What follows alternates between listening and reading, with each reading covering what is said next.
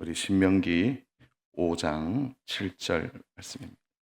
우리 말씀이 짧기 때문에 우리 말씀 찾으셨으면은 우리 천천히 말씀 함께 합독하겠습니다. 같이 합독합니다. 나 외에는 다른 신들을 내게 두지 말지니라. 아멘. 오늘은 우리 내 앞에 하나님만 있게 하라 라는 말씀의 제목 가지고 하나님 말씀을 증거하겠습니다. 종교개혁을 하기 전에 성경을 해석함에 있어서 매우 소극적인 적용이 성경을 해석하는 데 있었습니다. 예를 들어 이런 거죠. 살인하지 말라. 그러면 살인만 안 하면 되는 거죠. 그러면 십계명을 지키는 것으로 생각했습니다. 살인하지 말라. 이 말씀은 살인만 안 하면 되나요?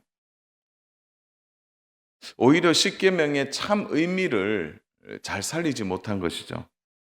하나님께서 왜 살인하지 말라고 하신 것인지 더 깊게 이해해야 합니다.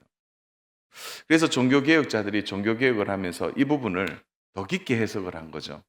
더 깊게 적용을 했다는 거죠. 그것은 바로 마음으로 짓는 죄, 마음으로도 살인할 수 있다.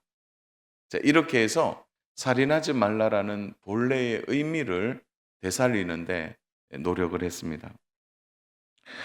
우리가 신앙생활을 한다고 했을 때 우리도 이런 기준을 갖고 있어요. 이것만 잘 지키면 되지 뭐. 이 정도만 잘 하면 신앙생활을 잘하는 것이다라고 생각하는 겁니다. 그 중에 우리가 좀 더 소극적이다 이렇게 말할 수 있는 부분이 바로 우상 숭배에 대한 부분입니다. 우리가 우상 숭배 이렇게 말하면 제일 먼저 떠오르는 것이 나무나 철이나 아니면 돌을 깎아서 어떤 형상을 만들어 놓고 그것에 절하는 면 우상 숭배다. 이렇게 말하는 것입니다. 그러나 사실은 우상 숭배라고 말할 때는 단순한 형상만 이야기하는 게 아니죠. 더 깊은 본질의 의미가 들어가야 한다는 거죠. 그래서 오늘 하고 싶은 이야기가 바로 이 이야기입니다.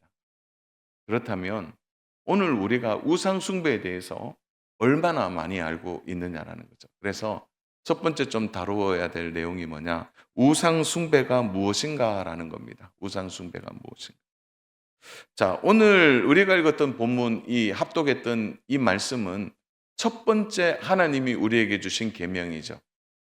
제일 먼저 우리의 신앙에 있어서 가장 먼저 해야 되는 기준과도 같은 말씀입니다.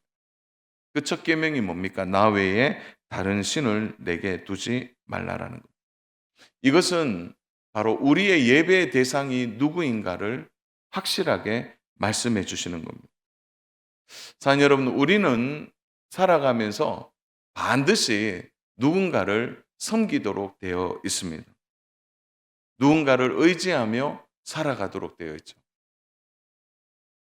많은 분들이 이제 그런 이야기를 해요. 저는 종교를 믿지 않습니다. 저는 신이 있다고 믿지 않습니다. 이렇게 말하는 무신론자죠. 신이 있다고 믿는 것이 유신론이라면 신이 없다고 말하는 것을 무신론이라고 그러죠. 우리의 주변에 보면 왕왕 이런 사람들이 있습니다. 나는 신을 안 믿어요. 나는 무신론자입니다. 이 신을 부정하는 거죠.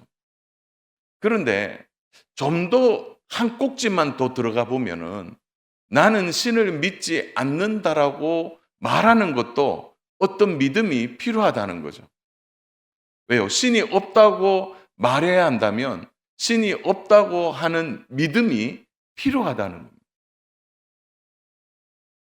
신이 없다고 믿는 믿음이 있어야 그게 가능한 말이 된다는 거죠. 그래서 무신론도요, 사실은 믿음에서부터 출발한다는 거예요. 신이 없다고 믿는 믿음. 그래서 그것은 어떤 의미에서 본다면 이 땅의 모든 사람들은 있든지 없든지 간에 믿음을 가지고 산다. 이렇게 말할 수 있는 겁니다. 누구를 믿고 누구를 섬길 것인가? 우리가 이것을 정하는 순간 우리가 살아가는 인생의 길은 달라지게 되어 있는 것입니다. 만약 어떤 사람이 자기가 믿는 신이 있다고 믿는다면 그는 그 신의 기준에 의해 살아가게 될 것입니다. 우리는 하나님을 믿고 하나님의 말씀을 믿으니까 하나님의 말씀의 기준에 살게 되는 것입니다. 오래전에 힌두교의 나라에 선교를 간 적이 있는데 그 나라의 신의 기준은 소더라고요, 소. 온통 거리에 소가 가득한데 그 소가 그 나라의 기준이 되는 거죠. 그러므로 오늘 우리가 어떤 신을 믿느냐, 이 부분은 우리의 삶의 전체를 움직이는 중요한 핸들링과도 같다는 겁니다. 자, 오늘 본문은 어떻게 이야기합니까? 나 외에 다른 신을 내게 두지 말라. 나 외에는. 이 표현은 다른 것도 있다, 이렇게 생각할 수 있는데요. 이 말의 본래적인 의미는 내 앞에서라는 단어입니다. 내 앞에서. 그러니까 나 외에라는 이 단어는 내 앞에서 다른 신을 먼저 두지 말라. 그리고 다른 신은 없다라는 말과 같은 것입니다. 그러니까 내 앞에서 하나님만 있게 하라는 것입니다. 다른 것을 하나님 앞에 두지 말라는 겁니다. 여기에 대한 타협점은 없다고 말씀하는 것입니다. 그래서요, 우리가 하나님을 믿는다라고 말할 때는 거기에 중요한 단어가 하나 더 들어가야 돼요. 하나님만 믿는다는 거예요. 우리 한번 같이 해볼까요? 하나님만 믿는다는 거죠. 하나님도 믿으면 이것은 뭐가 되는 겁니까? 다실론이 되는 거죠. 우리는 유일신 하나님을 믿습니다. 하나님만 믿는 것이죠. 우리는 하나님만 믿는 믿음에서 모든 것이 출발하는 것입니다. 우리가 오늘 이 말씀 있는 구약적인 배경에서 좀 본다면 어떤 것입니까? 하나님만 믿는 예배의 자리, 하나님만 믿는 예배의 내용에 있어서 바로 하나님 앞에 다른 신을 두지 않는 것입니다. 구약은 성막에서 예배를 시작했습니다. 그리고 하나님을 섬겼습니다. 그리고 움직이는 성막이 아니라 정착한 성전에서도 똑같이 하나님만 섬겼습니다. 그래서 성전의 가장 중요한 기능은 예배하는 기능이었습니다. 문제는 이스라엘이 하나님을 섬기는 성전에서 무슨 일이 일어납니까? 예배의 대상이 하나님만이 아니라 다른 것이 예배의 대상이 되었다는 겁니다. 하나님이 계시할 성전에 이방신들이 들어와 있는 것입니다. 이런 겁니다. 처음에는 들어가서 하나님께 예배하고 돌아서서는 그 옆에 있는 이방신을 섬긴 것입니다. 이스라엘 백성들은 스스로 생각했어요. 우리 하나님께 예배 드렸습니다. 우리 나쁜 짓 안 했습니다. 그렇게 말하지만 그들은 그들의 성전 안에 이방신을 두었다는 겁니다.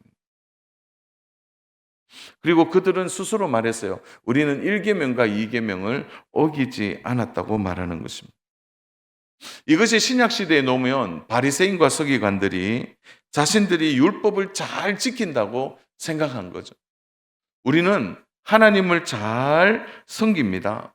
우리는 살인하지 않았습니다. 우리는 도둑질하지 않았습니다. 우리는 간음하지 않았습니다. 우리는 이웃의 집을 탐내지 않았습니다. 그리고 우리는 하나님을 잘 섬겼습니다. 라고 말했지만 바로 성전 안에 하나님만이 아니라 그들의 의가 바로 우상이 되어버린 것입니다.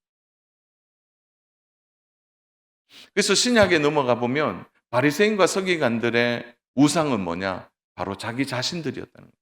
자기의 의를 통하여 하나님도 섬기고 자신도 섬긴 것입니다. 하나님께 예배하는 자리에 자신이 우상이 되어 버린 것입니다.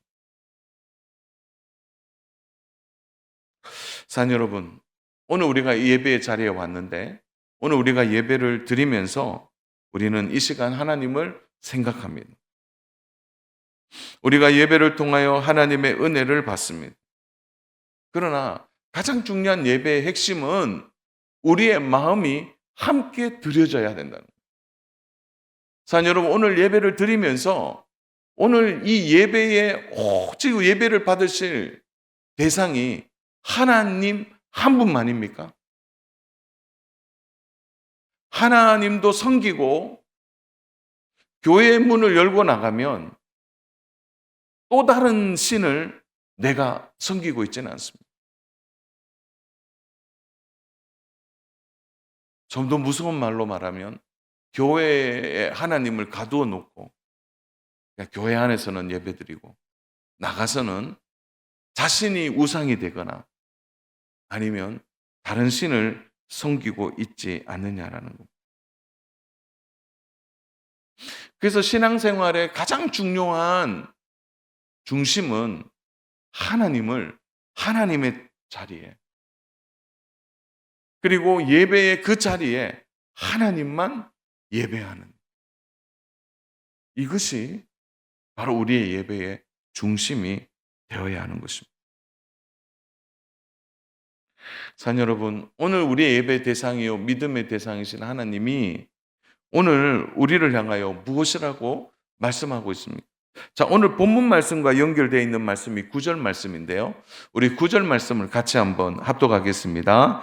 그것들에게 절하지 말며 그것들을 섬기지 말라. 나 내 하나님 여호와는 질투하는 하나님인즉 나를 미워하는 자를 제일 값되 아버지로부터 아들에게로 3, 4대까지 이르게 하거니와. 자, 여기에서 하나님이 너희가 예배를 하는 너희의 마음에 내가 너희를 질투한다라고 말하고 있습니다.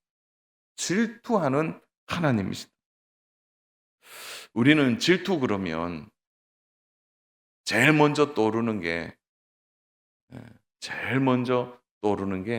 최수종과 최진실입니다. 옛날 드라마예요. 여러분 질투 그러니까 무엇인가 부정적인 생각이 안 듭니까? 그런데 성경에서 말하는 질투는 좀 달라요. 성경에서 말하는 질투는 언제나 혼인 관계에서부터 시작합니다. 하나님을 질투하는 하나님이라고 말씀하신 것은 하나님은 우리와 어떤 관계가 있느냐라는 것을 드러내는 말씀입니다. 그래서 하나님이 질투하신다 이 말은 하나님과 우리의 관계가 아주 특별한 관계라는 것을 말해주죠. 어떤 관계라고요? 혼인 관계라는 거예요.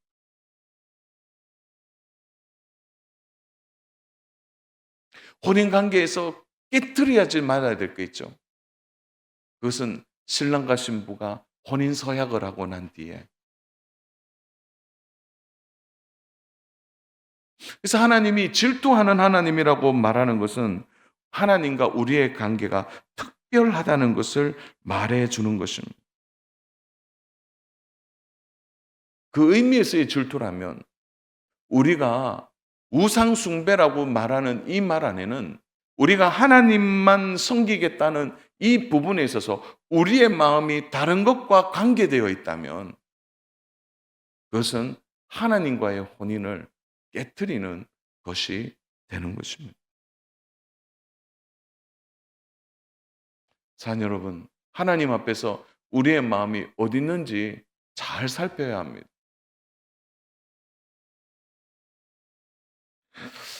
말씀을 준비하다가 그런 생각이 울뜻 들었어요. 저는 닭을 먹지 않는데 우리 자녀들이 아버지에게 최고로 좋은 닭 요리를 장만해서 생일상을 차렸다고 생각해 보십시오. 그러면 제가 좋아할까요?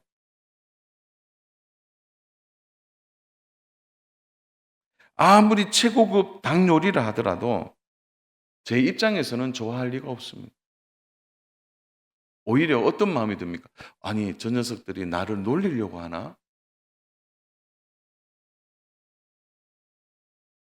그러니까 자녀들의 마음이 어디에 있는 것인지 알 수 있는 것이죠. 여러분, 오늘 우리가 하나님께 예배한다고 하지만 우리의 마음이 어디에 쏠려 있느냐? 오늘 내가 거기에 마음이 다 쏠려 있으면 그것이 바로 우상이 된다는 거예요. 사는 여러분, 하나님이 우상 숭배하지 마라. 아유, 우리 하나님이 마음이 좁아서 왜 그러시나? 좀 하나님이 마음이 좀 넓으셔야지. 여러분, 그런 개념이 아니에요. 하나님이 우상 숭배하지 말라라고 하는 이유가 뭡니까? 우상 숭배하는 순간 그 우상의 종이 되기 때문에 그렇습니다. 하나님은 우리를 종으로 여기지 않으셨다는 거죠. 하나님과 우리의 관계가 혼인 관계처럼 언약적 관계에서 하나님 우리를 자녀로 여기시고 우리와 진실한 교제를 원하시는 겁니다. 여러분, 종의 삶과 노예의 삶은 끔찍한 것입니다. 우상은 결국 사람들을 얽매이게 하고 자유를 억압하는 거죠. 제가 좀 전에 말씀드렸던 힌두의 나라에 소들이요 온통 누워 있습니다. 차가 못 지나갈 정도로. 이 소의 종이에요, 다.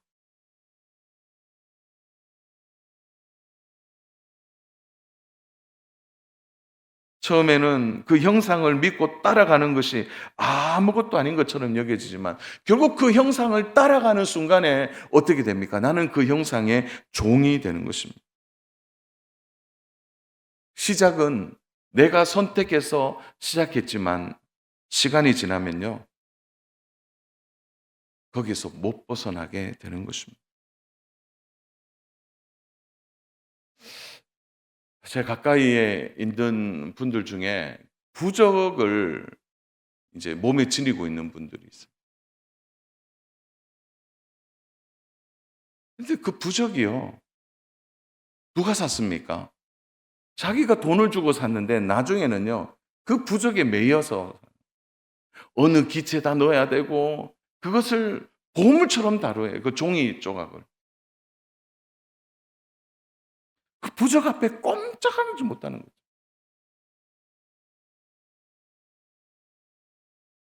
요즘 젊은 사람들이 뭐 많이 한다 그러죠. 타로.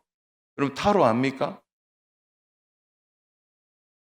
여러분, 그 타로 한 장에 해석이 어떻게 되느냐에 따라서요, 온통 신경이 거기에 다 쏠려 있는 거예요. 그게 뭘 의미하는 겁니까? 그 타로 한 장에 매여 버리게 되는 겁니다.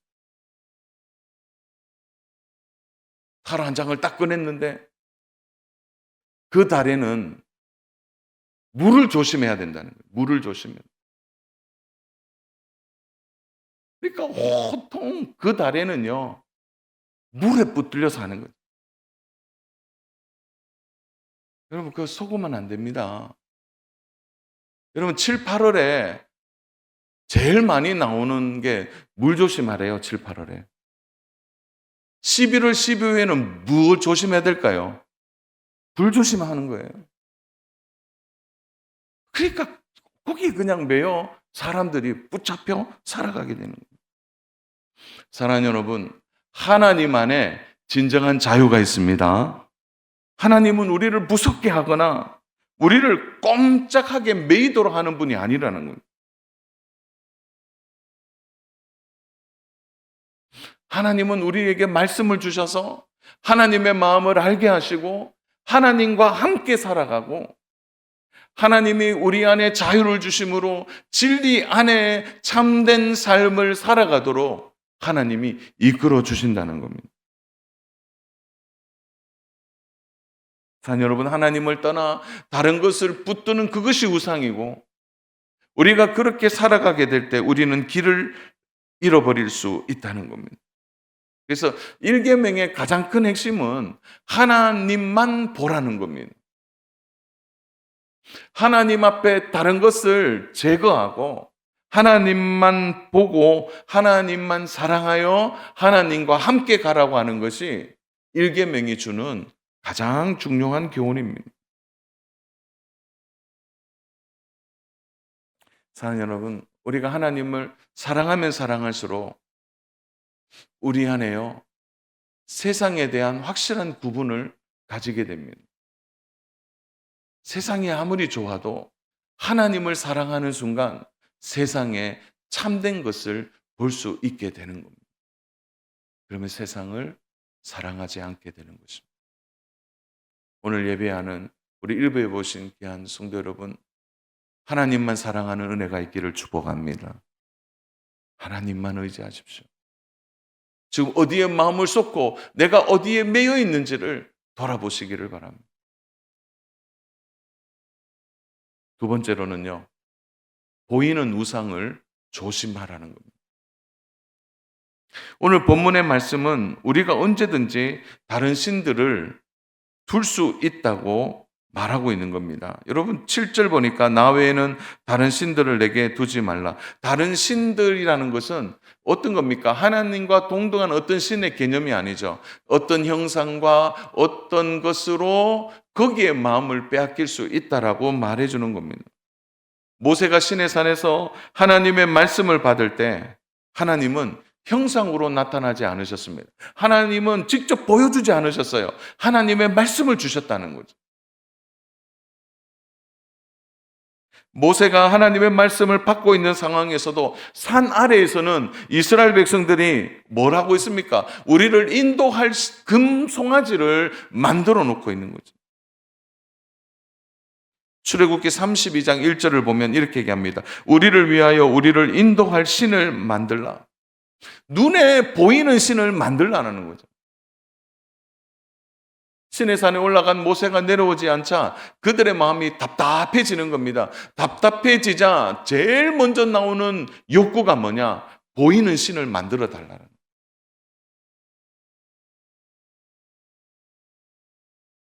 여러분 여기에서 우리를 위하여, 그러면 중심이 어디에 있는 겁니까?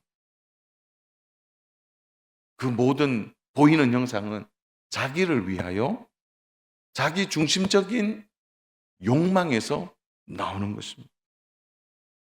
다 자기를 위한 겁니다. 오늘 세상의 모든 우상들은 다 자기를 위한 것들입니다. 사람들이 형상을 만들어 놓은 형상을 좋아하는 이유가 무엇입니까? 사람들의 마음에는요, 묘하게요, 눈에 보이면 신뢰하려고 하는 마음을 가지게 됩니다. 그래서 눈앞에 형상이 있을 때 마음에 안정감을 갖는 거죠. 그래서 보는 것에 사람들은 약합니다. 그리고 보이지 않는 것에 대해서는 불안해하는 것이죠. 그래서 어떤 형상이든지 그게 계속 보이면요, 보는 것에 마음을 빼앗길 수 있습니다. 여러분, 우리 오늘 교회에 오셨죠? 교회에 오셔서 돌아보십시오. 교회 안에 어떤 형상도 없습니다. 교회 안에 심지어 십자가도 두지 않아요. 왜요? 사람들이 그 십자가의 형상을 계속 보게 되면 가장 본질적인 예수 그리스도를 생각하기보다 그 십자가에 빠져버리게 됩니다. 그래서 교회 안에서도 십자가를 두지 않는데 이유가 있는 겁니다. 어떤 형상도 두지 않는, 하나님의 말씀이 예배 가운데 우리에게 내려온다는 것을 믿기 때문에 보이지 않지만 하나님의 말씀을 우리가 귀로 듣고 그 말씀을 믿음으로 소화해내어서 우리가 하나님을 따르고 있는 것입니다. 하나님께서 이스라엘 백성들을 광야를 통하여 가나안 땅으로 들어가게 하셨습니다. 여러분, 하나님이 40년 동안 먼저 가나안 땅에 들어가기 전에 준비하게 하셨어요. 왜 그럴까요? 가나안 땅에 들어가는 순간 보는 것에 마음을 빼앗기기 때문에 그렇습니다. 문제는 가나안 땅에 이미 살고 있는 이 가나안 족속들이 너무나 매력적인 겁니다. 이스라엘 백성들이 가나안 땅에 들어와 보니 그들은 어떻게 하고 있습니까? 더 높은 문화 수준과 생활 수준을 가지고 있는 거예요. 이렇게 표현하면 적절하다고 생각하는데요. 이스라엘 백성이 청동기 문화라면 가나안은 이미 철기 문화가 왕성했습니다. 주거, 음식, 생활, 이 의복까지. 여리고성에 들어가 보더니 그 여리고성 안에요. 전리품으로 남겨진 비단이 얼마나 마음에 드는지 우리 알지 않습니까? 아간이 거기에 마음을 빼앗겨버려요. 한 번도 보지 못한.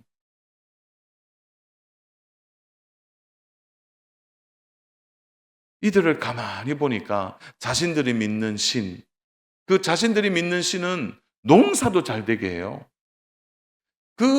그들이 믿는 신은 자녀들도 많이 놓도록 번성케 하는 것을 이스라엘 백성들이 눈으로 보고 있는 거예요. 문제는 이들이 믿는 대로 농사도 잘 되고 잘 살고 자손들도 잘 된다는 거예요. 이것이 무서운 이유가 무엇입니까? 이스라엘 백성들의 눈과 마음이 자연스럽게 그들의 모습에 설득되어지는 겁니다. 보이니까요. 그래서 이스라엘 백성들의 마음이 빼앗기지 않도록 하나님이 그렇게 훈련했음에도 불구하고 이스라엘 백성들을 보십시오. 어떤 마음을 가집니까? 우리 하나님 잘 믿고 있잖아. 그런데 우리 가나안 신도 믿으면 더 잘 되지 않을까? 우리 하나님 버린 거 아니잖아. 우리 하나님도 잘 믿고 그리고 가나안 신도 우리가 받아들이자. 이스라엘 백성들만 유일신을 하나님을 믿었고 모든 가나안 사람들은 다신을 믿었다는 거예요. 다신교를 따르고 있습니다. 그래서 신이 많으면 많을수록 우리의 생활이 윤택하고 신이 많으면 많을수록 나라가 부강하고 민족이 잘 된다라는 그러한 사상에 이스라엘 백성들이 혹 하고 빠져드는 겁니다. 그래서 이것이 이스라엘 백성들의 마음에 두 마음을 준 것입니다. 하나님, 우리 하나님 안 버렸잖아요. 그리고 하나님, 우리 예배 잘 드리죠. 그리고 사이드로 우리 가나안 신도 좀 섬길게요. 그렇게 빠져버린 것입니다. 자녀 여러분, 우리가 살아가는 오늘 이 시대도 똑같지 않습니까? 보십시오. 하나님을 알지 못하고 어떤 형상을 믿고 살아가는 사람들 중에요. 잘 사는 사람들이 얼마나 많이 있습니까? 하나님을 믿지 않음에도 불구하고 누가 봐도 이야 저 가정은 다복하다 행복하다 왜 이렇게 잘 되지? 혹시 우리도 그런 마음들을 갖고 있지는 않습니까? 삶의 질이 우리보다 훨씬 더 좋아 보이는 거예요. 하나님을 믿지 않는데도 가족끼리 우애하고 사랑하고 화목한 모습을 보면서 우리 안에 그들을 향하여 스스로 부러워하는 마음이 우리 안에 훅 들어오게 되는 거예요. 여러분 오늘 우리 시대는 비주얼 시대입니다. 모든 것이 보이는 문화에서 시작하도록 만들었습니다. 사람들은 더 이상 귀로 듣고 눈으로 읽고 또한 마음으로 상상하는 것을 싫어합니다. 보여야 돼요. 보여야 돼요. 이런 비주얼의 중심이 되는 시대에 여러분 하나님을 믿는 일, 하나님은 보이지 않는데 하나님을 믿는 일이 얼마나 인간적으로 보면 시대에 뒤처지는 생각일 수도 있다는 거죠. 우리는 직관적인 시대를 살고 있습니다. 여러분 돈이 매력적인 이유가 뭘까요? 만져지기도 하고 보이기도 하기 때문에 그렇습니다. 돈의 힘은 대단합니다. 오늘 우리의 싸움이 여기에 있는 겁니다. 보이는 것과 보이지 않는 하나님을 믿음.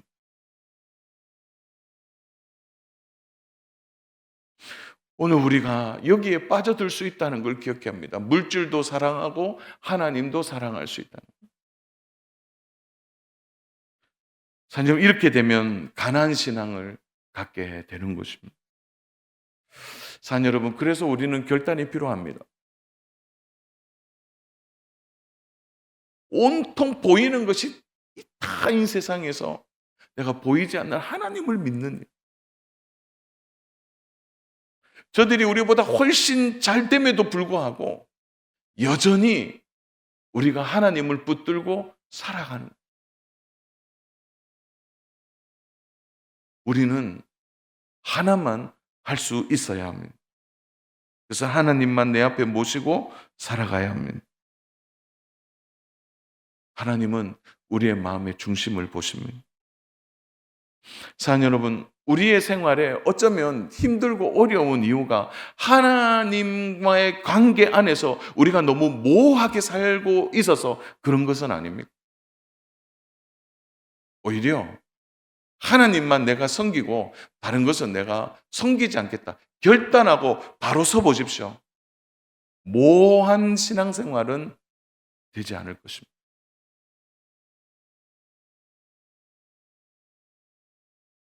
하나님을 사랑하고 하나님만 의지하고 하나님과 함께 살아가는 길을 우리가 결정하고 따른다면 오늘 이 말씀은 결코 우리를 힘들고 무겁게 하는 말씀이 아닙니다. 사랑 여러분, 정말 하나님을 사랑하면요, 정말 하나님을 사랑하고 따르면요, 하나님이 우리에게 부담이 되는 분이 아닙니다. 정말 사랑해 보십시오. 그 안에 자유가 있습니다. 그 안에 진정한 행복이 있게 되는 것입니다. 하나님을 사랑하여 주일을 예배를 드려 보십시오. 왜 주일날 예배하는 것이 힘들까요? 왜 그것이 나에게 의무인 것처럼 느껴지는가요? 그래서 우리가 두 마음을 가지고 살아가기 때문에 그런 것입니다. 오늘 우리에게 필요한 것은 세상에 많은 것이 아닙니다. 우리에게 필요한 것은 오직 하나님 한 분뿐입니다. 사랑 여러분, 하나님을 떠나 다른 것으로 만족하려고 할 때 우리가 생활하는 진정한 신앙의 의미를 잃을 수 있다는 것을 꼭 기억해야 합니다. 사랑 여러분, 돈 자체가 우리에게 행복을 주는 것이 아닙니다. 우리가 하나님을 섬기고 하나님 안에서 돈의 가치는 바르게 되는 것입니다. 우리가 하나님을 사랑하고 하나님을 의지하는 것에 우리의 신앙이 분명해지면 우리는 생활 속에서 참된 정말 하나님 안에서 살아가는 은혜의 삶을 살아가게 될 것입니다. 말씀을 정리합니다. 사랑하는 여러분, 하나님이 우리를 구원하실 때 바로 우리를 천국으로 인도해 주지 않으셨습니다. 우리를 세상에 두신 이유가 있습니다. 이스라엘 백성이 가나안 땅으로 데려가시겠다 했지만 이스라엘 백성은 반드시 광야를 거쳐가야만 했습니다. 하나님은 이곳에서 가나안에 들어가기 전에 이스라엘 백성들에게 하나님의 자녀로 살아가는 방법을 가르쳐 주셨습니다. 오늘 우리를 바로 구원해서 천국으로 데려가지 않는 것은 우리가 이 세상에 살아가면서 하나님의 자녀로 어떻게 살아가야 할 것인가를 이 세상에서 하나님은 가르쳐 주기를 원하셨던 겁니다. 우리에게 반드시 이 세상을 살면서 해야 될 신앙의 고백, 믿음의 태도, 우리가 이것에서 증명해야 합니다. 하나님의 자리에 다른 어떤 것도 올려놓지 않기를 원합니다. 하나님과 우리 사이에 어떤 것도 끼어들게 해서는 안 된다는 겁니다. 사랑 여러분, 세상에 의지하고 따르고 있는 것, 그거 내려놓으십시오. 그것이 우상입니다. 여러분의 이성이 여러분의 우상이 되지 않고, 여러분의 과학이 여러분의 우상이 되지 않고, 여러분이 가지고 있는 돈이 여러분의 우상이 되지 않게 해야 합니다. 자녀 여러분, 마지막으로 질문하고 마치겠습니다. 우리의 행복은 누구에게서부터 오는 것입니까? 한 번 더 질문하겠습니다. 우리에게 행복은 누구로부터 오는 것입니까? 하나님 안에 진정한 행복이 있다고 믿으십니까? 그렇다면 내 앞에 하나님만 두십시오.